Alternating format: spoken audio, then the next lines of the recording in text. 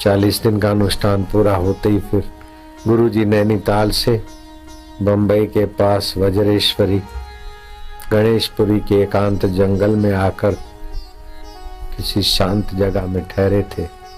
वहां का एड्रेस पा लिया था। हम वहां पहुंचे। गुरुदेव ने देखा, निगाहों में निगाहें डाल के, तड़प थी, आंखों में आंसू थे, वाणी मौन थी।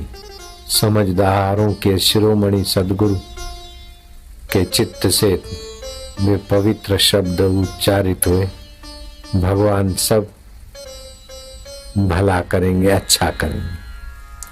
दोपहर का भोजन आदि हुआ। सेवक आया कि साईं बुला रहे। करीब 1:45 बजे होंगे। साईं बैठे थे। एक सेवक के हाथ में पंचदशी थी। 5 और 10 प्रकरण जिस ग्रंथ में थे। पंचदशी का 7वां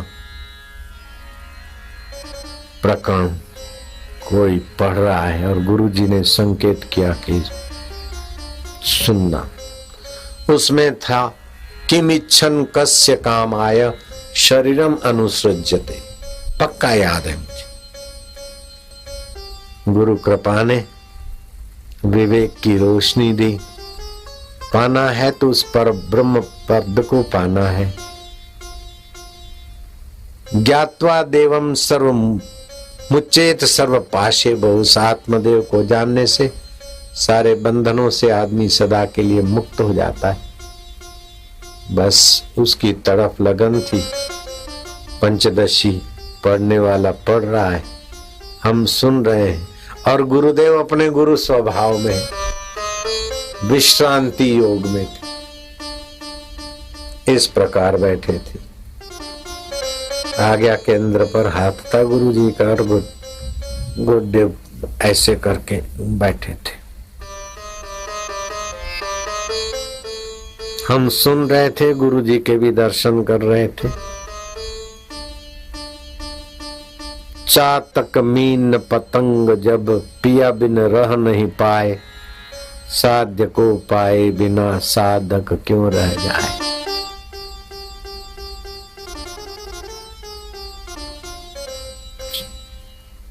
जरा सा दृष्टि खोली, समझे पियो ना, समझ रहा है ना। अदब से हाथ जोड़े थोड़ा। फिर प्रकरण का सत्संग चलता रहा। दृष्टि डाली, बुद्धि पूर्वक समझ अपने जगह की है। वो पंडिताई की हो सकती है, उतनी पंडिताई थी भी नहीं, लेकिन यथा योग्य संकोच से कहा था क्या कि जिससे सारी समझे पैदा हो कर लीन हो जाती, उस परम समझ स्वरूप में सदा विचरण करने वाले मेरे शिव स्वरूप गुरुदेव ने दूसरी दृष्टि डाली। बस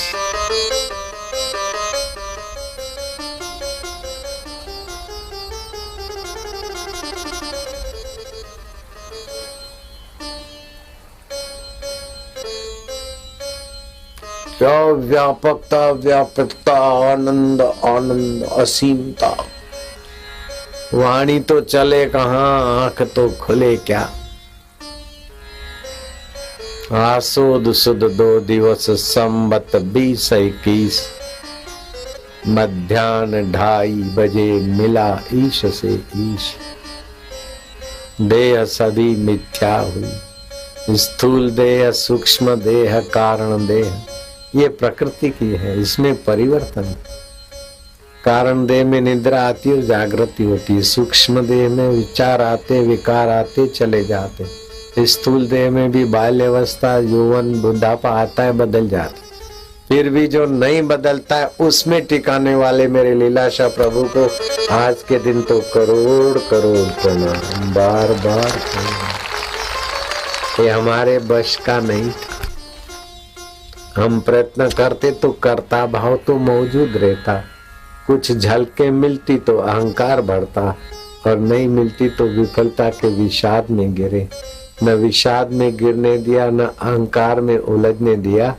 अपने दिल में ही दिल भर से मुलाकात कराने वाले सतगुरु लीलाशाह जी प्रभु को कितने प्रणाम करूं, फिर भी मैं उनकी कृपा से उर्ण नहीं हो सकता।